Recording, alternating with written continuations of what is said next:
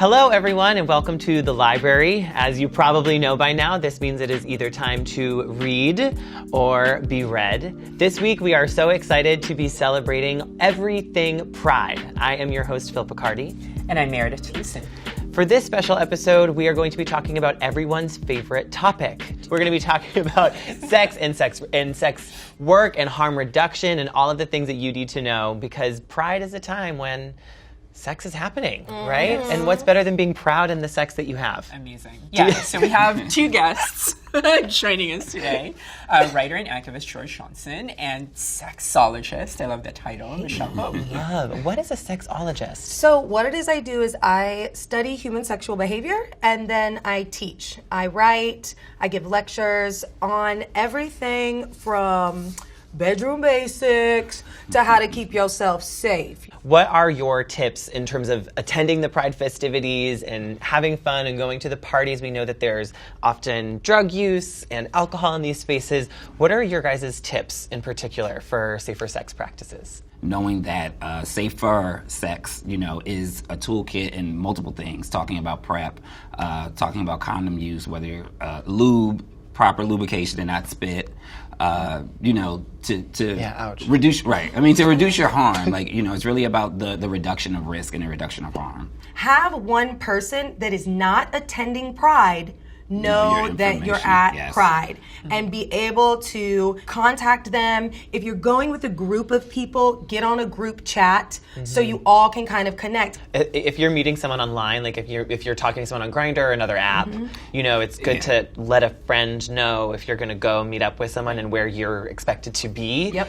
I always advocate to take it off the app, to get that person's actual phone number to text the address to you, because even if something happens, if the police are trying to figure out where you are, they're going to look at who your last text was or who your last call was. A lot of times people like to send you their building and not the apartment number. Be sure to get the apartment number as well and send that full address to somebody so that someone knows that was your last location. And as you stated before, like with the buddy system, if you're going with people, to go with people, to leave with those same people. And if you're going to leave those people, to tell those people where you're actually going. Yep. Right. And don't be afraid to screenshot that hot face pic from Grindr or whatever app you've met that person on and send that photo to a friend. Ideally, somebody who is not going to Pride. I'm a little intrigued by what's in my bag. Yeah. I was going to say, that since we're talking about the sex kit, I'm curious. So for me, sunglasses, a must. Yeah, because you want to be incognito when you're going to... when I'm doing my walk of shame home, whatever the case may be. And then always remember, have a plethora of condoms. Yes. So I carry female condoms, I carry latex condoms, I carry non-latex condoms, I carry dental dam, which, by the way, can we talk about how dental dam is not the easiest to find? Queer people, we use dental dams as well, so it's just as important that we have them all the time. Because there seems to be a myth that it is a safer sex practice, unprotected oral sex. Yeah, it's not a safer sex. You can still get gonorrhea in your throat, chlamydia in your throat, which we know the CDC just reported in 2016, 1.6 million new cases in 1 year, guys. Of chlamydia. Yes. Yeah. It's and the then highest there's they've ever seen. The super gonorrhea strain. Yes.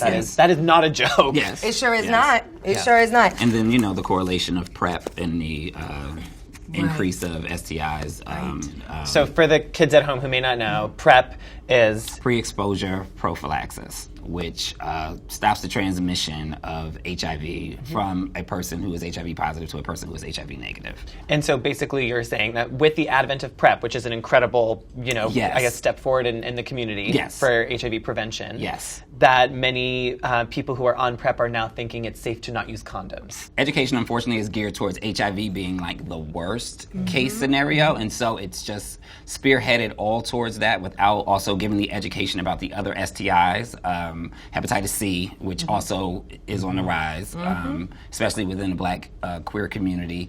And so people who are on PrEP who didn't have the education necessary to understand that, yes, it stops the transmission of HIV, but it's not stopping the transmission of other STIs. Are there other sort of like myths that you want to dispel in terms of people getting involved with other people at Pride? When it comes to sex education, we really need to make sure we're being inclusive because if we're not inclusive to all gender norms, all sexual orientations, then we start to block people out of the knowledge that they really need to be safe, to be happy, to be healthy, and let their freak flag fly, you know? You equals you, which is undetectable equals untransmittable. Science has backed that people who are undetectable or virally suppressed do not transmit the virus as long as they're on their meds.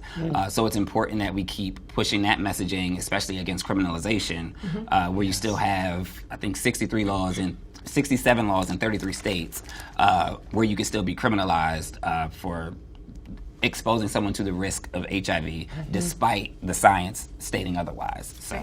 It's important for us to remember that STIs like HPV and herpes are not fluid exchange-based diseases. It's skin to skin. So what can happen is if you touch skin to skin, you can expose yourself or put yourself at risk of getting herpes or HPV because they are skin to skin. I think a lot of times we teach condoms. Yes. But condoms don't always protect against STIs that are skin to skin. Right. So just really being aware, getting tested, talking with your partner, and then let's be real. Make sure after Pride you're getting tested too, but understand that there is a window period in which if you have been exposed to something like HIV, it will not come up in a test right away. So you need to go ahead, test before Pride, and know your status, and then you need to wait about 3 to 6 months to test again, just to be sure. Well, you can test sooner than 3 to 6 months after Pride because they do have an antigen test now. It doesn't test for the antibodies. So prior, before, you used to have to wait the window period, which was about, I believe it was almost 30 days. But now with the antigen test, you can test up to 10 days after, so much sooner. Maybe one thing we haven't touched on so much is just the stigma of getting an STI and what that feels like and the fear of getting STIs. And I think that's something, you know, that even in the rates that you're talking about of chlamydia, the rates of HPV, the rates of herpes, like, you know, STIs aren't as rare or as closeted as people like to pretend that they are, or maybe that the media is portraying them. In your experience, you know, what would you like to say about stigmas surrounding STIs and HIV? It doesn't mean your life is over. It means that you need to monitor your health and make sure you're not just sexually healthy, but physically healthy. I just think that for me and the work that I do, it's really reminding people it is not a deal breaker, so don't be afraid to get tested.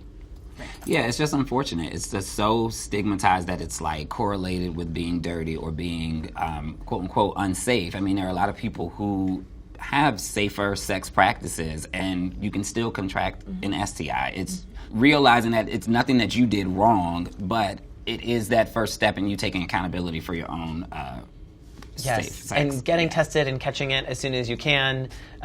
Always make sure, make sure that you're going to be on the road to a healthy recovery, versus like hoping that something will go away and then having more severe problems down the line, right? Absolutely.